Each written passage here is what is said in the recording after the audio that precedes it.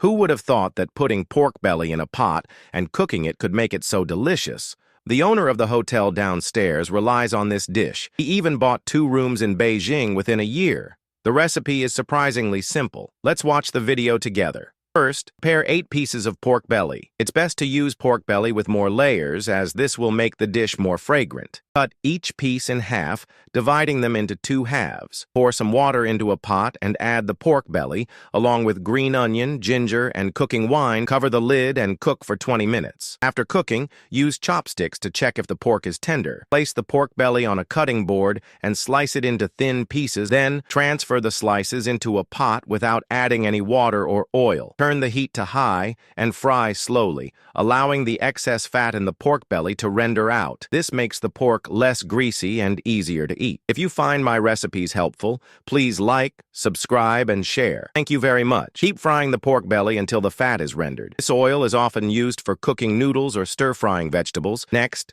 season the pork belly with salt, light soy sauce, dark soy sauce, a handful of crushed rock sugar, few dried chilies, 3 slices of ginger, and 1 green onion. Then, pour in the boiling water from the pork belly. Cover the lid and let it simmer for about 30 minutes. While the pork simmers, prepare a pack of Shaoxing Mei Gan Cai. Soak it in a bowl of water for 10 minutes, then wash it thoroughly and drain the water. After 30 minutes, the pork should be almost cooked. Add the Mei Gan Cai to the pot and stir-fry it a few times. Cover the lid and continue simmering for another 10 minutes over low heat. Sprinkle a handful of garlic sprouts into the pot and stir-fry everything until evenly mixed. The aroma of this dish is so strong that you can smell the meat all the way down the corridor. Transfer the pork belly and Mei Gan Cai to a plate and serve. The pork is tender, not greasy, and pairs perfectly with rice or steamed buns. This recipe is simple, fragrant, and absolutely delicious. If you like it, give it a try at home.